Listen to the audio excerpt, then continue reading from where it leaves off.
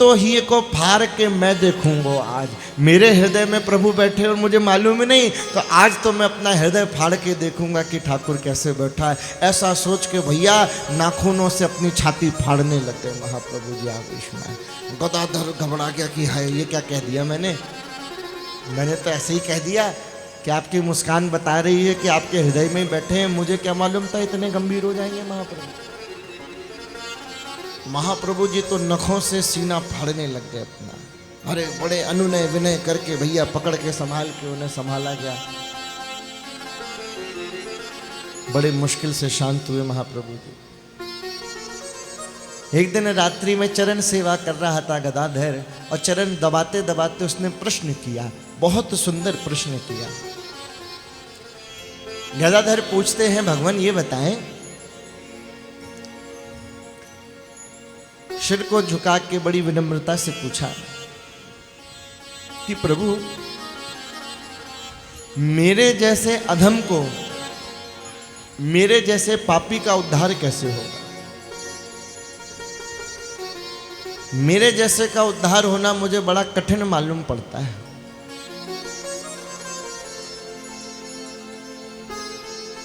मेरे जैसे का उद्धार कैसे हो? अब जरा इस बात को समझने का प्रयास करो। अब पहली बात तो यह कि कभी हमारे मन में यह भाव तो आए, कभी हम ये तो सोचें कि हमको भी अपना उद्धार करना है। घर में रहते हैं तो ये चिंता तो होती है परिवार कैसे चलेगा, घर कैसे चलेगा, इसकी चिंता तो होती है। घर में किसी चीज़ की वस्तु की कमी आती है तो तुरंत उसकी चिंता आती है कि फलानी चीज़ कमी हो गई है, ख़त्म हो रही है, इसको लेके आना है। आटा ख़त्म होने लग जाए, घी ख़त्म होने लग जाए, नमक ख़त्म होने लग जाए, चीनी ख़त्म होने लग जाए, अरे महाराज सिलेंडर ख़त्म होने लग जाए तो चिंता हो जाती है। होती नहीं होती? इन सारी चीज़ों की, सांसारिक चीज़ों की हमें चिंता होती है कि अगर शाम तक सिलेंडर नहीं आया तो भोजन कैसे बनेगा?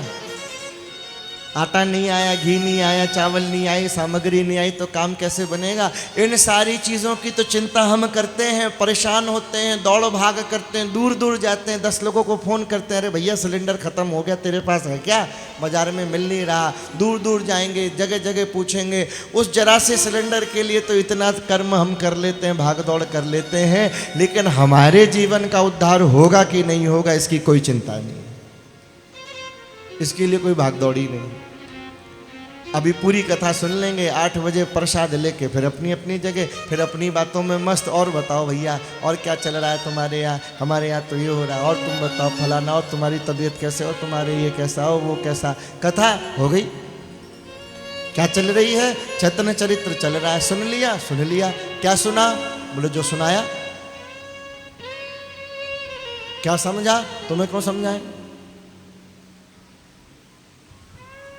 तुम्हें समझना है तो कल आ जाना कथा में, तुम भी समझ लेना। तो ये श्रवण उत्तम थोड़ी न हुआ कि सुनने के पश्चात भी अपने कल्याण की, अपने उद्धार की इच्छा ही नहीं जागृत हो, क्या लाभ हुआ? कथा सुनने के बाद कभी प्रश्न मन में तो उठे कि मेरा उद्धार होगा कैसे? जब ये प्रश्न उठेगा तब तो उपाय ढूंढा जाएगा। जब तुम यही नहीं मानोगे कि तुम बीमार हो तो इलाज किस चीज़ का कराओगे? ये माना तो जाए कि कोई रोग है तो उसका उपचार हो। जब माना जाए कि उद्धार करना है अपना तो प्रयास किया जाए। जब करना ही नहीं है, कोई लक्ष्य ही नहीं है, तो उसका उपचार क्यों किया जाए, उपाय क्यों किया जाए? मगन है जैसी गाड़ी चल रही है, मशीन जैसे हो गए अपन। सुबह उठते हैं, वही दिनचर्या है नित्य की, टाइम से अपना खाना आ जाता है, नाश्ता आ जाता है, नहा धो लिए, दुकान जाना है, व्यापार पे जाना है, जहाँ जाना है हो आए, घर वापस आए, रात्रि में फिर भोजन आदि किया, सो गए। उद्धार की क्या बात है? अगर कोई सत्संगी भी है तो उसने उस सत्संग को भी नियम बना लिया है, उत्साह नहीं बनाया।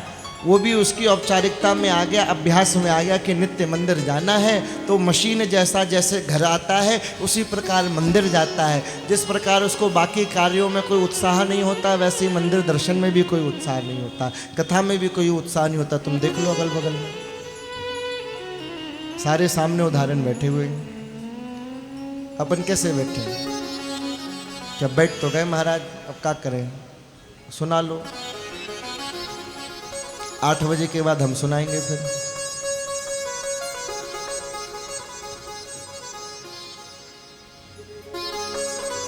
इतना मन अभ्यास हो गया क्योंकि बचपन से यही सुनते आए कि कथा सुनने का विषय है, कथा में जाना चाहिए, तो ये अभ्यास हो गया। ये नहीं समझ में आया कि क्यों जाना चाहिए। ये तो हम सीख गए मंदिर जाना चाहिए, कथा में जाना चाहिए, पर ये नहीं सीख पाए कि मंदिर में क्यों जाना चाहिए, कथा में क्यों जाना चाहिए।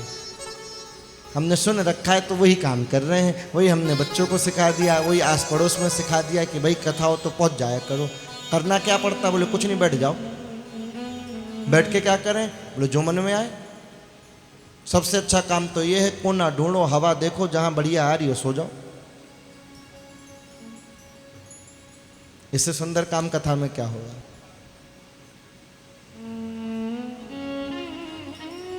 अपन तो बैठने आए। थोड़े समय पहले एक संत अपना अनुभव बता रहे थे, सच्ची घटना है, देखो भाई। बोले भैया हम आज तक तो कथा में यही सोचते थे कि जितने श्रोता आते हैं कथा सुनने के लिए आते हैं। अपना अनुभव बता रहे थे वो। बोले एक जगह कथा हुई तो कथा के बाद किसी से बातचीत हुई तो बहू बोली हम तो अपनी सास को रोज आपकी कथा में भेज देते हैं। संत बोले हम बड़े प्रसन्न हो गए कि चलो भाई चल, तू बड़ी अच्छी बहू है, अपनी सास को कथा में भेज देती है। बोले मेरी सास रोज कथा सुनने आती है। बोले आती होगी यहाँ तो भैया बहुत सास बहुएं आती हैं, क्या पता। बोले हम तो इसलिए भेज देते हैं क्योंकि मेरी सास जो है ना बहुत झिकझिक करती है, तो हम तो 2 घंटे के लिए इसलिए भेज देते हैं, घर में शांति तो होगी। संत बोले ऐसे भाव से भी कथा सुनने कोई आता, ये पहली बार ही पता चला कि घर में शांति रखने के लिए घर वालों को से कथा में भेज दिया जाता है।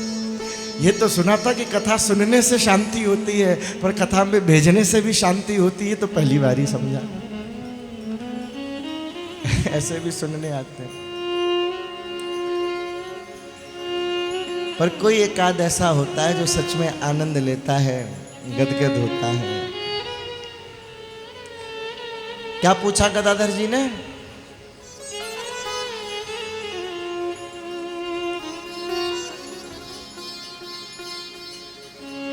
क्यों भाई पीछे वालों?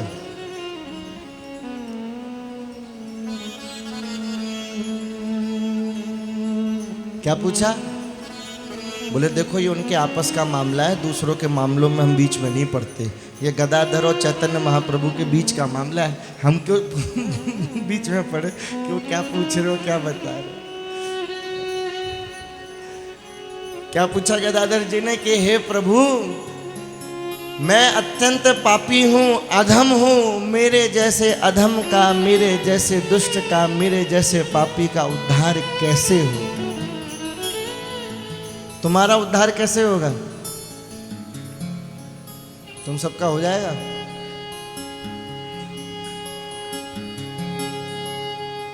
बोले हो ही जाएगा। नहीं हुआ तो बोले नहीं होगा। चले जाएंगे 84 लाख में, और क्या।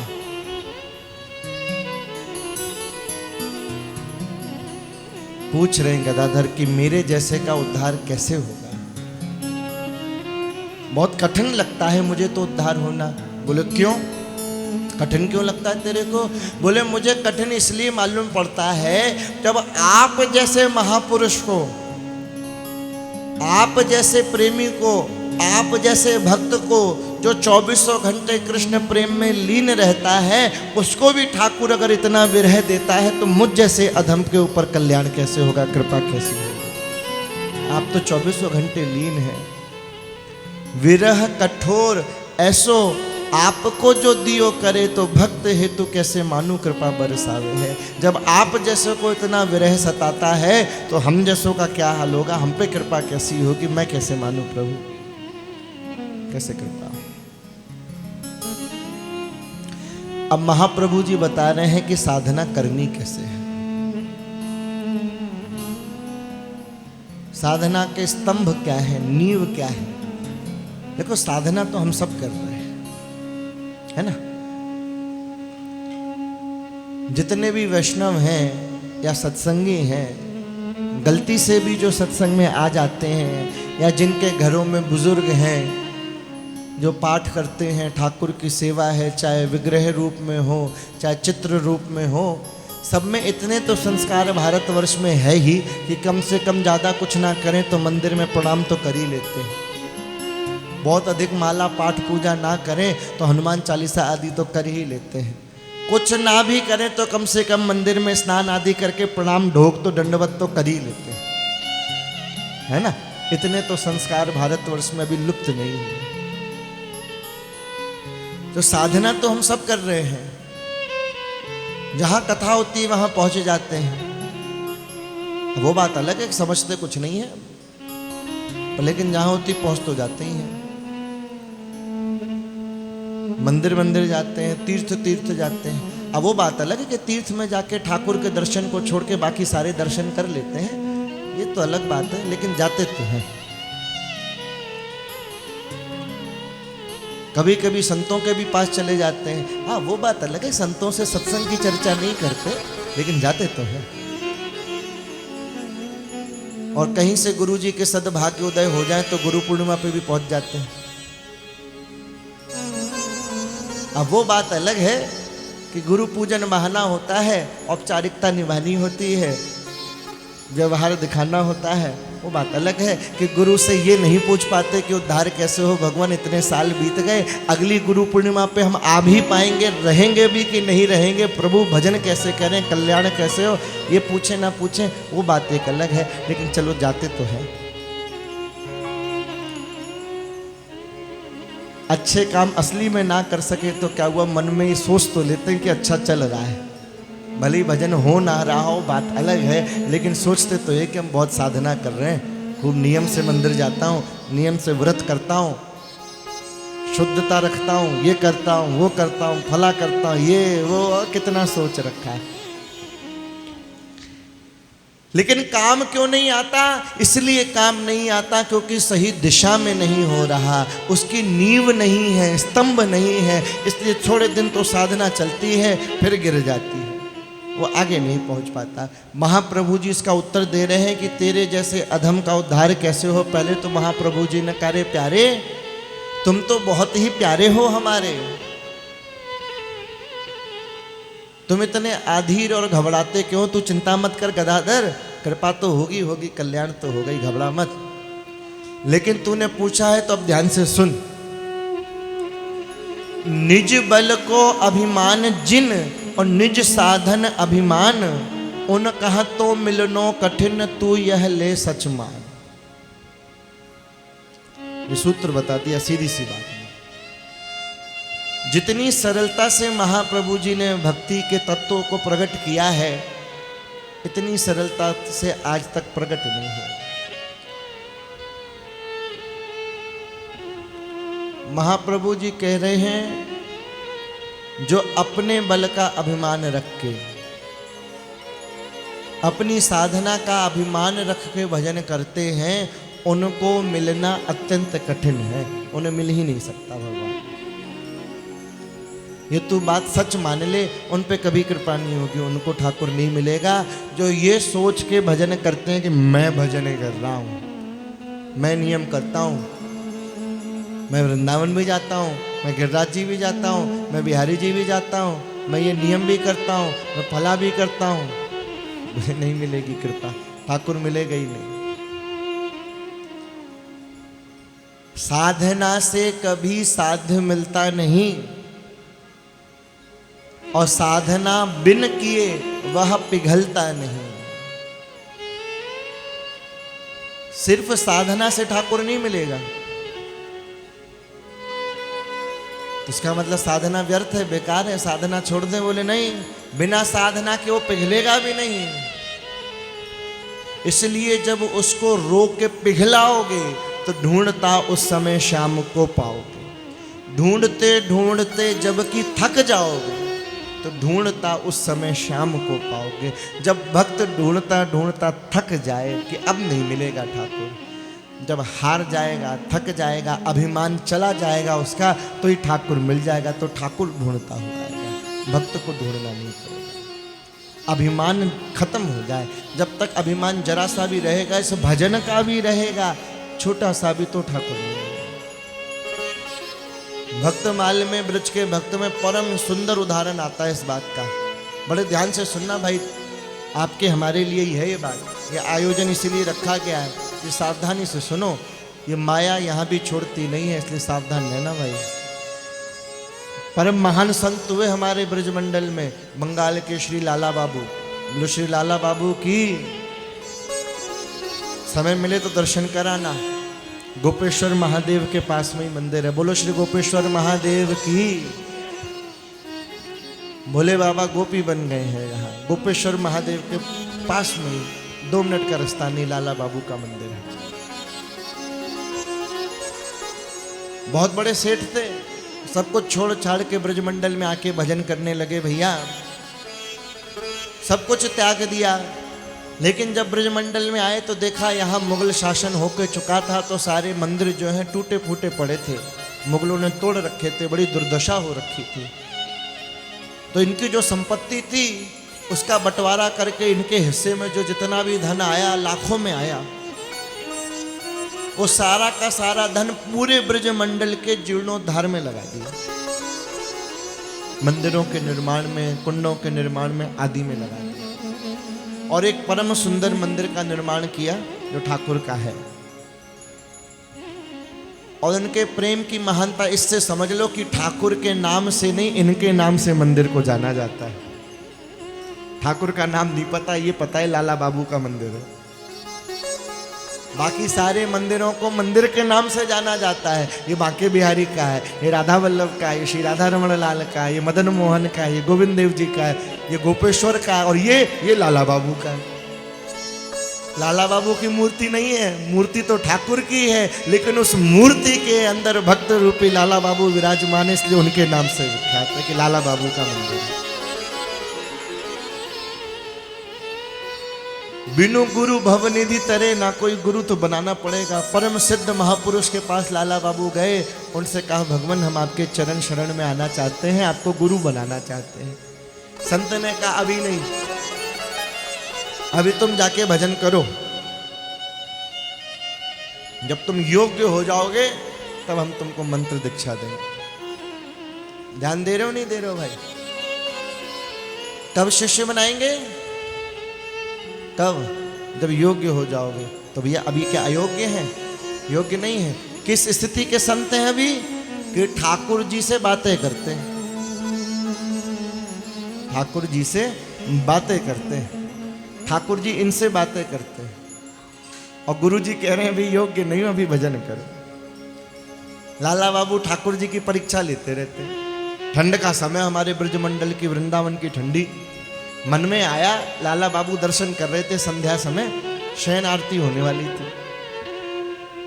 तो शयन आरती से पहले भोग में मक्खन प्रसादी जा रही थी। लाला बाबू के मन में आया कि अगर हमने अपने ठाकुर में प्राण प्रतिष्ठा की है तो इनके देह में प्राण होने चाहिए, पता कैसे चले? तो मन में विचार आया कि जो मक्खन है, इस मक्खन को ठाकुर जी के विग्रह के सिर पर रख दिया जाए। ठंड का समय है, अगर विग्रह में प्राण होंगे तो शरीर की देह के ताप से मक्खन पिघल जाएगा, और अगर मूर्ति होगी, पत्थर ही होंगे तो काय को पिघलेगा। पुजारी जी से कहा पंडित महाराज, ये जो तुम मक्खन की टिक्की ले जा रहे हो, बटिया ले जा रहे हो, मक्खन को ठाकुर जी के विग्रह पर सिर पे रख दो। अरे पुजारी जी ने कहा कैसी बात कर रहे हो? बोले नहीं हम सच कह रहे हैं, तुम रख दो। अब भैया आज्ञा, तो मक्खन को लेके श्री विग्रह के सिर के ऊपर रख दिया गया। जैसे ही रखा गया भैया, लाला बाबू दर्शन कर रहे हैं, थोड़ी ही देर हुई थी कि वो मक्खन पिघल के गिरने लगा। जैसे ही गिरने लगा लाला बाबू मूर्छित हो गए। ऐसे अनेक उदाहरण हैं। सब कुछ दे दिया, मंदिर बन गया। एक दिन ठाकुर जी सपना देते हैं, कहते हैं भैया हमारी एक इच्छा है। बोले कहो महाराज। बोले हमारी इच्छा ये है कि हम चाहते हैं तुम एक मंदिर का और निर्माण करो। लाला बाबू ने कहा प्रभु सब कुछ तो लगा दिया, जो कुछ था मेरे पास, अब तो मेरे पास कुछ बचा नहीं, अब मैं मंदिर कहाँ से बनवाऊं। ठाकुर जी ने कहा मैं जिस मंदिर की बात कर रहा हूं वो मंदिर तो मेरा सब कुछ देने के बाद ही बनता है। मैं तुम्हारे हृदय में मंदिर बनाना चाहता हूं, उसके अंदर रहना चाहता हूं। अब तुम अपने हृदय में मंदिर बनाओ और ब्रज मंडल की यात्रा करो, ब्रज दर्शन करो और गिरिराज जी की तलहटी में रह के भजन करो। भैया ऐसा ही किया, ब्रज के दर्शन किए, 84 कोस यात्रा करी, गिरिराज जी की तलहटी में रह के भजन किया। खूब भजन कर रहे हैं, खूब भजन कर रहे हैं कि गुरु जी ने कहा था कि योग्य हो जाओगे तब दीक्षा दूंगा। ठाकुर बात कर रहा है, ठाकुर इच्छा बता रहा है, घर में मंदिर, हृदय में मंदिर बनवा रहा है और गुरु जी कह रहे हैं योग्य हो जाओ। और यहाँ अगर योग्यता की बात की जाए और मापदंड ये रखा जाए तो उस ABCD के तो अपन लोग माइनस में पड़े हुए उस कक्षा में, तो अपने स्कूल के आसपास नहीं भटकते कि जहाँ ठाकुर प्रेरणा दे रहा है, सपना दे रहा है और गुरु जी कह रहे योग्य हो जाओ। वृंदावन आ गए बहुत दिन रहने के बाद। लाला बाबू के मंदिर में भी नित्य जो है आज भी भक्तों को, संतों को नित्य भंडारा होता है, प्रसादी दी जाती है। स्वयं का मंदिर है लेकिन स्वयं अपने मंदिर में प्रसादी नहीं लेते, भिक्षा मांगने जाते हैं और भिक्षा में जो मिल जाता है सो ग्रहण करते हैं, फकीरों की तरह रहते हैं। एक दिन मन में आया कि मैं सब जगह तो भिक्षा मांगने जाता हूं, रंग जी की तरफ नहीं जाता। ब्रज में हमारे वृंदावन में एक और मंदिर है श्री रंगनाथ जी का, आप लोगों ने दर्शन किया। तो रंगनाथ जी के जो सेठ थे जिन्होंने रंग जी का मंदिर बनाया, बड़ा विशाल मंदिर है, लाला बाबू का भी बड़ा विशाल मंदिर है। तो कुछ जमीन को लेके आपस में कुछ वार्ता हो चुकी थी उनमें और इनमें।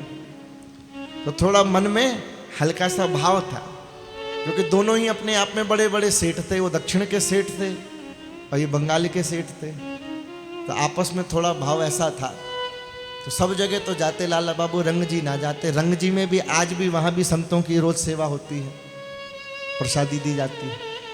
तो आज भैया लाला बाबू जो है रंगनाथ जी की तरफ गए, जहां वो सारे भिक्षुक बैठे हुए थे, उन्हीं भिक्षुकों के बीच में जाके लाला बाबू बैठ गए, कीर्तन कर रहे हैं मगन होकर। किसी ने जाके सेठ जी को बताया, सेठ जी आज लाला बाबू भिक्षा मांगने के लिए आए। उन्होंने सुना तो एक बढ़िया थाल में बढ़िया सामग्री, स्वर्ण मुद्राएं और ये और वो तमाम सब सामान लेके आए।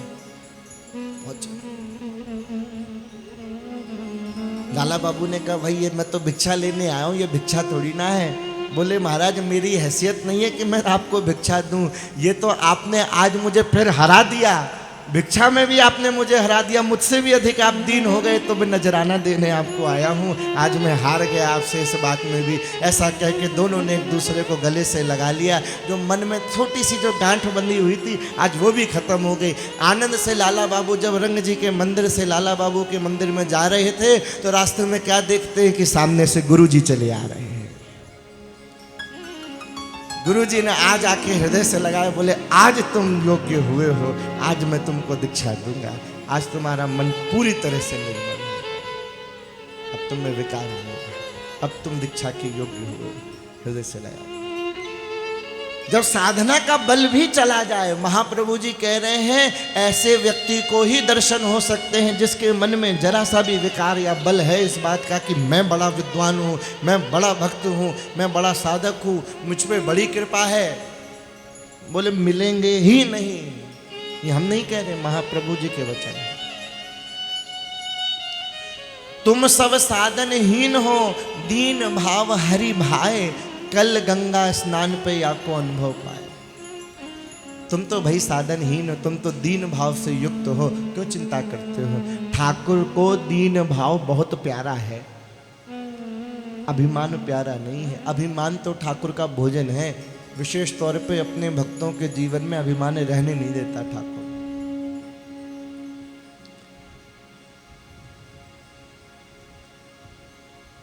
और बोले ना मानो तो कल जो है गंगा तट पे हम तुमको इसका उदाहरण दिखा देंगे।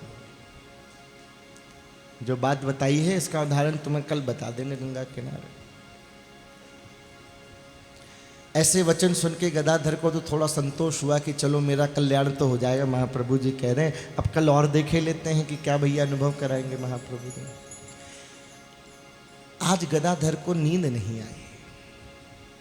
देखो जब मन के अनुरूप या रुचि के अनुरूप जब कोई कार्य होता है ना, तो कितने भी थके हो, कितना भी कुछ क्यों ना हो, तब ये दुनिया के कष्ट नहीं दिखाई देते जब रुचि हो। सोचो तुम्हें गड्डी दे दी जाए 2000 की और ये कह दिया जाए जितने नोट गिनोगे उतने तुम्हारे।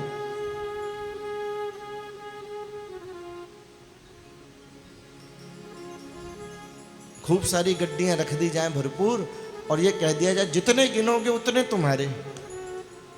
अब बताओ महाराज नींद किसको आएगी?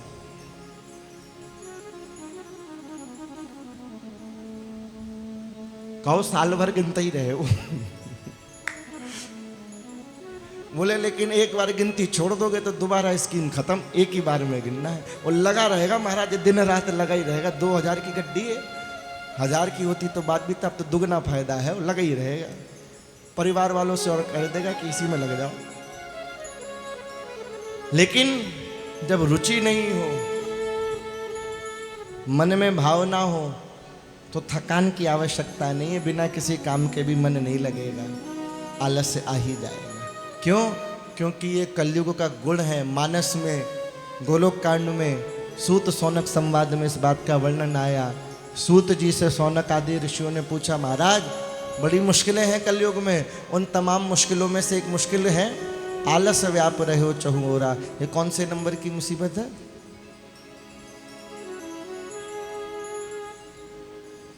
सातवें नंबर की मुसीबत। टोटल कितनी मुसीबतें थी? 12 मुश्किलें बताई महाप्रभु। बोले ये भी तो बड़ी मुश्किल है, बार बार आप पूछते बहुत हो। ये सबसे बड़ी मुश्किल है। मानस में सौनक जी ने 12 मुश्किलें बताई सूत जी से कि ये परेशानी है। शास्त्र अनेक एक नहीं साधन है,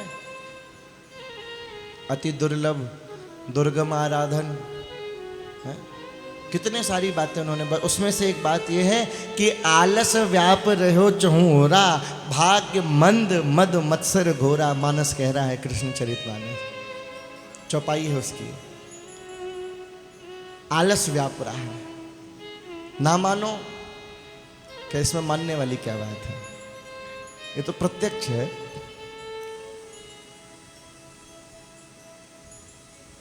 कहीं और जाने की जरूरत ही नहीं है।